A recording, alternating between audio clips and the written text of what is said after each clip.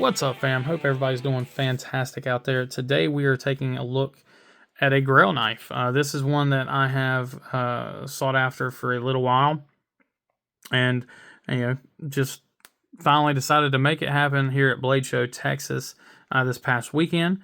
And yeah, without any further ado, we have the Mcnees, and this is the Mac2 3.5. I believe that means Generation 2. And this is the Frag two-tone. Throw in some of the information here. So you do get 2 cards. This is who your assembler was. This is all your specs. So this one was assembled on the 9th of January this year. Go ahead and set those back in here in the box. Let's go ahead and get the knife in here. So this is the Smoky Mountain Knife Works exclusive version with the kind of the bronze anno with the purple.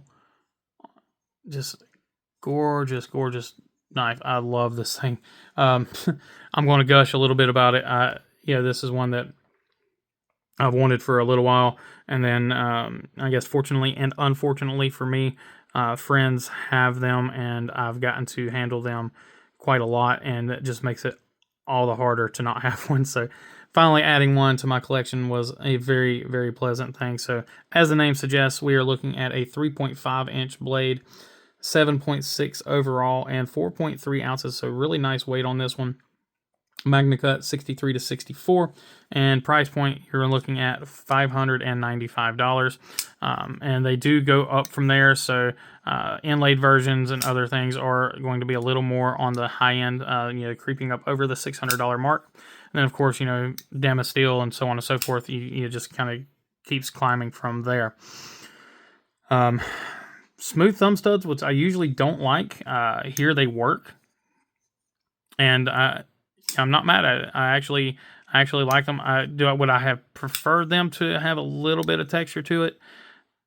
I don't know, because I've never handled one that had texture to it. So I don't know that I'm really necessarily missing that texture. So I can't really say for sure. You can reverse flick off of the blade if need be, but the thumb studs work very well in the action, as you guys can see. It's just absolutely, let's get it past that detent and just drop shutty. Now, one thing I will talk about is the detent location. So it's not like it's bad, it's just there's a detent ramp. So right here is where your detent clicks.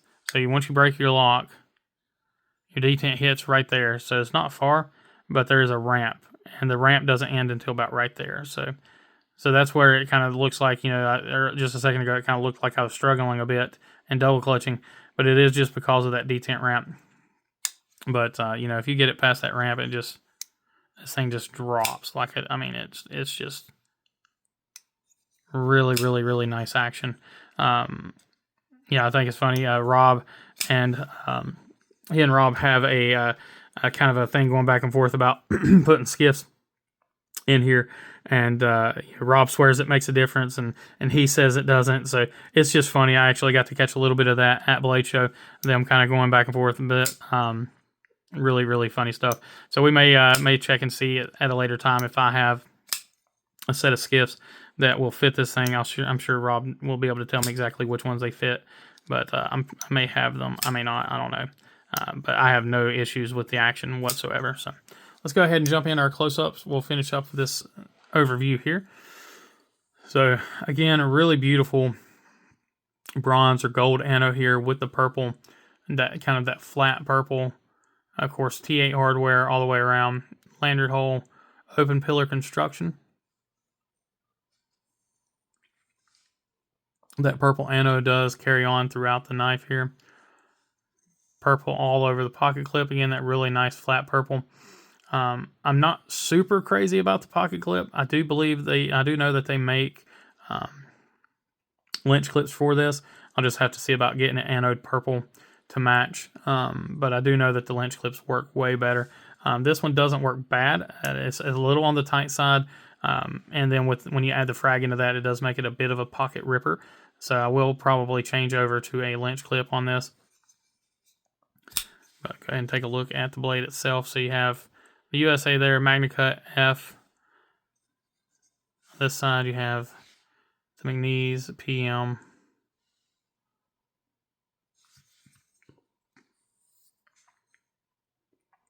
Sharpening looks to be phenomenal.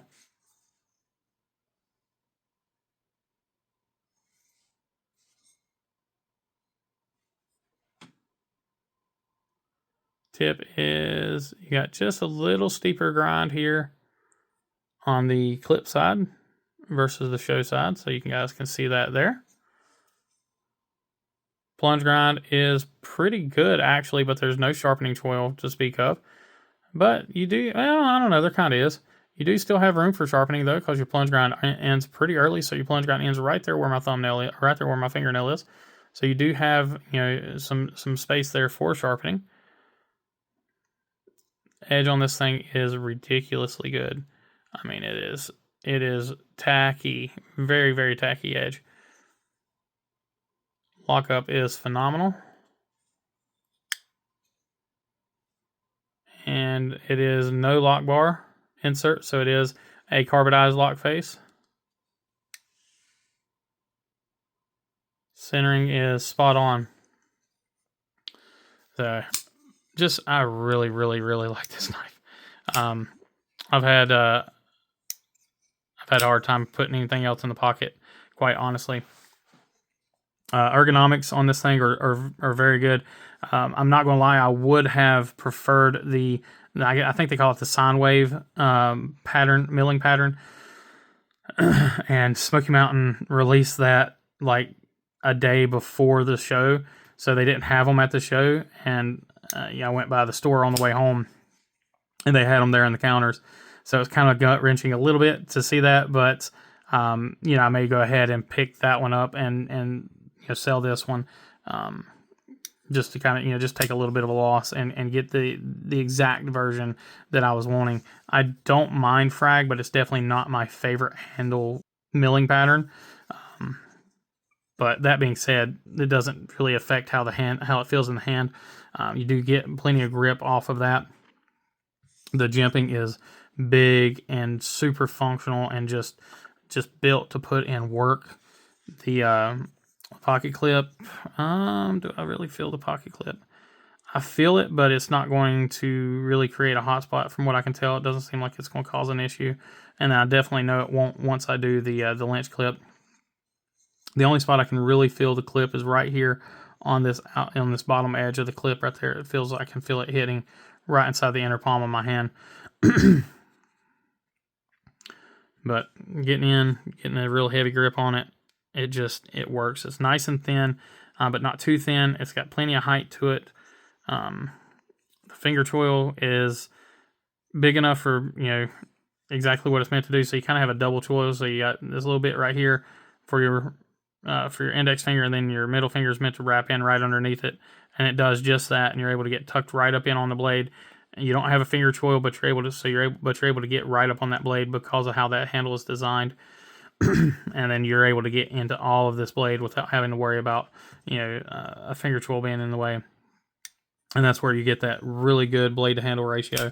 I mean, a 3.5 inch blade on a 7.5 inch knife, which is really, really good. You can see there you've got, I mean, it comes right to the edge. Fantastic job on that. So yeah, let's go ahead and do our hardware checks on it. I do believe we are T8s all the way around. Might be a T10 on the pivot. Nope, T8s on the pivot. Go ahead and check both pivots. Phenomenal job on those. And